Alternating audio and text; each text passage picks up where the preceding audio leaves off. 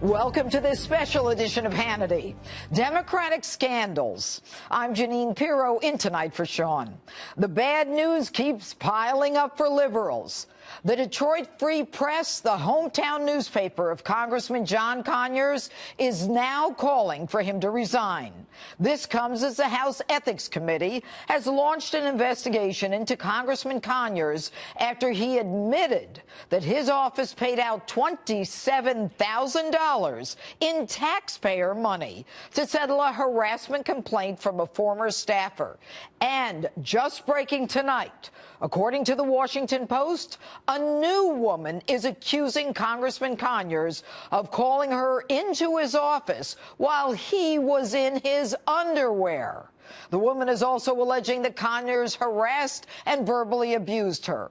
An attorney for Congressman Conyers is saying that he has no plans to resign. Also tonight, two new women are telling the Huffington Post that Senator Al Franken inappropriately touched them in separate incidents. And a new Politico poll shows that 50% of voters think that Senator Franken should resign. This survey was conducted after radio host Leanne Tweeden released this photo showing Franken groping her during a 2006 USO tour. But before, a second woman put out this image where she is alleging that Senator Franken grabbed her behind. Now, despite all those allegations against Congressman Conyers and Senator Franken, Democrats and the media are still defending them. When asked about the allegations against Conyers, Congressman James Clyburn told the New York Times, quote, "You can't jump to conclusions with these types of things. For all I know, all of this could be made up." And Senator Mazie Hirono from Hawaii brushed aside calls for Senator Franken's resignation. Take a look. Your colleague, Al Franken, has been accused. Do you think he should resign? I think that is a distraction to be talking about resignation, because what's really at the bottom of this whole issue of sexual harassment is that it is pervasive in our culture. The liberal mainstream media is also rushing to Senator Franken's defense. Take a look at this. There's a new report that Senator Al Franken grabbed a woman's behind at a fair back in 2010. He says he doesn't remember doing it. We're going to start to go after everyone in every power industry for something like a butt slap. I'm worried that there's going to be no one left running anything.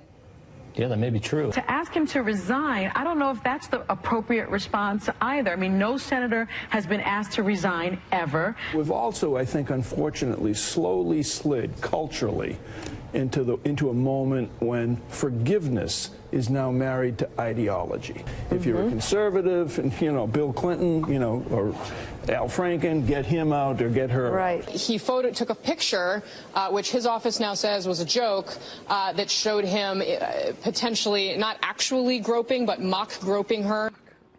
Joining us now with a reaction, our Fox News contributor Charlie Hurt, media reporter for The Hill Joe Concha, and radio talk show host and Fox News contributor Tammy Bruce. Now, guys, I am actually stunned at the liberal left's hypocrisy with this, and I want to start, and I'll start with you, Charlie Hurt, where you've got Mazie Hirono saying that the calls for resignation is nothing more than a distraction because sexual harassment is pervasive. What's your take on that? Well, clearly, I think that the Democrats are circling the wagons right now. And what I find so disturbing about it is it just puts a lie to all of the talk we've heard for years and years from Democrats who claim to be the party that sticks up for women, the party that wants to stamp out this kind of awful, atrocious behavior, and of course also accusing people like Mitt Romney of waging some war on women. They've been talking about this for years, and so as soon as the pox is on their house, all they want to do is circle the wagons. But you know what, Joe? It seemed for a time that the Democrats, with Donna Brazile and Kirsten Gillibrand, were like ready to throw Bill Clinton under the bus, and it seemed like they were now going to take the side of women. Now they're going back to where they were. We've got this Congressman James Clyburn from the Judiciary saying you can't jump to any conclusions. For all I know, these women can be making it up. And yet, when Donald Trump, the president, says the same thing about Roy Moore, they want to crucify the president. On Al Franken, I got to say, you ever watch Monday Night Football when Cosell and Gifford were there and Dandy Don Meredith, and towards the end of the game, when a team looks like it's going to lose, and Meredith would start singing, "Turn out the lights, the party's over." We're now at 4 accusers, including the one from this Huffington Post report. And Huffington Post is not exactly a bastion of right-wing sentiment. You're talking about Franken, right? We're talking about Franken. Right. Here's the quote from one of the accusers. "Only 2 people have come forward, and people are saying that this is a right-wing conspiracy." She says, "It's not. I'm a liberal person. I voted for him after this happened." These are women that were at events, campaign events for Franken. So when you get to 4 and you have the photo evidence with Leanne Tweeden, how can he possibly survive, Judge? Well, not only that, and I want to tell the viewers this. You know, everyone has tried to draw a distinction, including the woman, Tammy, who wrote the article, the op-ed piece for the New York Times, and then felt guilty that she said Al Franken should resign. But just before I come to you with the question, here's his so-called apology. Everyone said he apologized, ergo he should be forgiven. He says, "The first thing I want to do is apologize. I want to apologize to you personally," talking to Leanne. And he says, "I understand how or why you could feel violated by the photo." He does not at any point in time apologize to her for touching her breast, whether it was under the Kevlar vest or not. His hands are on that. He apologizes for taking a photo, nothing more. And her other allegation, keep in mind, is that he forced himself on her with a forced kiss. As somebody who's been violated in that way, I can just tell everyone and every woman who's experienced that, that is a sexual assault. And so that is her other allegation. He doesn't even mention that. But here's the conundrum, of course. Now that we also know they have paid $17 million out in Congress, that we know this is a problem for the liberals, for the Democratic Party, if one person resigns, there's going to be no excuse for someone else in the same position not to resign. This is why they can't allow him to do that, because who knows how many seats they would lose. But this also goes beyond, it comes down really to the nature of what the Clintons did to this party. They set a tone in the 90s that as long as you're right on the issues, if you speak properly about feminism, and if you're on their side, you have free reign. In other words, we're going to sacrifice individual women's lives for the collective. This is an abandonment of women. It is an abandonment of feminism by everyone who's a liberal. And finally now it's clear. And this has got to be the thing in which we sweep out part of the swamp. And you know what, Charles, what Tammy is saying is so true, because had we, when this happened with Bill Clinton, instead of saying it's a personal issue between Bill and Hillary, and instead talked about the moral core of this country and the power between relationship between women who are vulnerable and men who are in power, so many thousands of women wouldn't have suffered. But I want to read something to you where Conyers' attorney is now saying he's not going to resign, and if people were required to resign over allegations, a lot of people would be out of the work in the country, including many members of the House, Senate, and even the president. I don't agree with the last one, but don't you think we ought to clear out the House and the Senate, because for 2 decades they have spent $17 million of dollars of our money to cover their sexual harassment? They should all be gone. And doesn't this speak to the issue of term limits? Absolutely, and I think that one of the most devastating things about the Conyers accusations involves that latest accusation that you just mentioned, a woman named Melanie Sloan, who's a tough lady. She's a liberal. She worked for Conyers some years back. She's used to standing up to people, and in that story that came out this evening, she said that she went to Dick Gephardt and other leaders in the Democratic Party and complained about Conyers, told them the sorts of things that he had done to her and to other staffers, and they all turned a blind eye to it. And so I think there's a lot more questions that need to be asked, and we need to find out a whole lot more about who has been along the way that swept this stuff under the rug. And point. Joe, what about this 17 million and 264 complaints? Why don't we know who those settlements were against?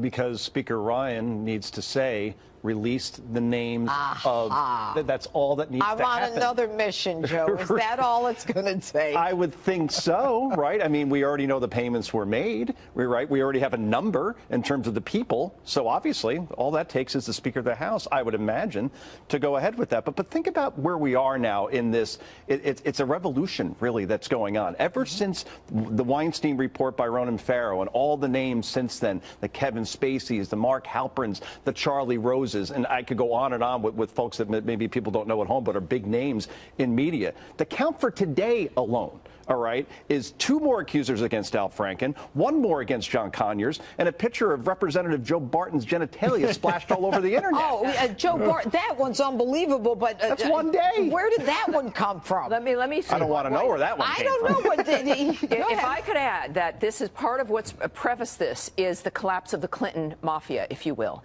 That the Clintons remained in power. People presumed she would be the president, and there was silence up until that point. Ronan Farrow, I should say, Rose McGowan couldn't get anyone to listen to her.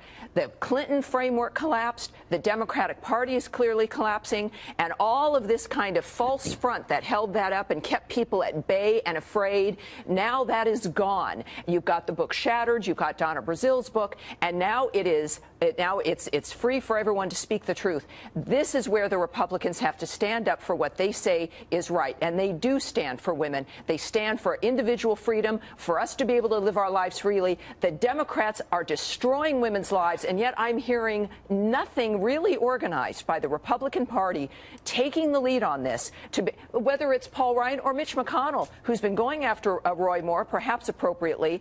Where has he been on Franken and on Conyers and everyone else? Well, you know, Charles, I'm gonna just kind of jump off what Tammy just said. What is frightening to me is when Conyers says, I intend to cooperate with the House investigation. And when Al Franken says, I will cooperate with the ethics committee investigation, you know what that tells me? That tells me both of them refusing to resign. That tells me it's the old boys network. One hand washes the other. They're going to pay for each other's sins while women are forced to sit for 90 days or 180 days and then forced to mediate. It's like in domestic violence. They used to say to the women who were being beaten, you know what, you got to work it out with your husband. No, it's a crime. There ain't nothing to work out. Go ahead, Charlie. It's just playing with house money, and they're buying time, hoping that the furor blows over, and I don't think it will. But also, you know, following on what Tammy was saying, you know, the other thing that we're starting to see right now is we're starting to see these people come out against the Clintons and condemn Bill Clinton for his behavior, condemn Hillary Clinton for her behavior in shutting some of these women up. I have very little patience for that. That takes no guts to walk around the battlefield and shoot the wounded and shoot the people that are already dead. Where was Kathleen Sebelius when it mattered, when these people were powerful? Where was Kirsten Gillibrand, the senator from New York who followed Hillary Clinton in the Senate? Where was she when these people were powerful? Why didn't you stop them when they were powerful? But now they come out and they act like they want some badge of honor because they're dumping all over them now. That's such a good point. And Joe, I'll let you expound on it. It's true. It's now all of a sudden, just as Tammy said, it's safe to go after the Clintons, and now they're all going to be these, you know, these towers of moral superiority. National Organization for Women said in the 90s they couldn't, quote, responsibly comment on the charges leveled against Bill Clinton, and they questioned whether the president was a womanizer or a sexual predator. That was the way it was presented. And the narrative was bought by the media at that time, which the media at that time was only ABC, CBS, NBC, Washington Post, New York Times. Fox News was only in its infancy. There was no internet in terms of internet news. There was no conservative media. You know what Bill Clinton's approval rating was? Because everybody did buy the narrative that the women that were accusing him were crazy and opportunistic. 73%. 33% when he left office. And you he know, wouldn't remotely survive. We owe them all an apology. Last word, Tammy. I was the president of LA Now. This is where my split with them began because I knew that he was a predator. I said so. Many of us resisted this argument to cast him as just some kind of good old boy who loved women. We knew he wasn't, and certainly conservatives knew he wasn't. This is the change. It's not like suddenly there's some revelation or epiphany. Good people knew what was happening then. They know what's happening now. But what do you say? You know, when I called the Clinton Foundation an organized criminal enterprise, I really didn't know how profound that was, not because I'm smart, but it is a mafia. When you talk about the Clinton, you know, the whole organization, it's a mafia. Everyone was afraid of them, afraid to come out. Exactly. And, you know, in any way fight them. Anyway, I want to thank you all, Charlie Hurt, Joe Concha, and Tammy Bruce.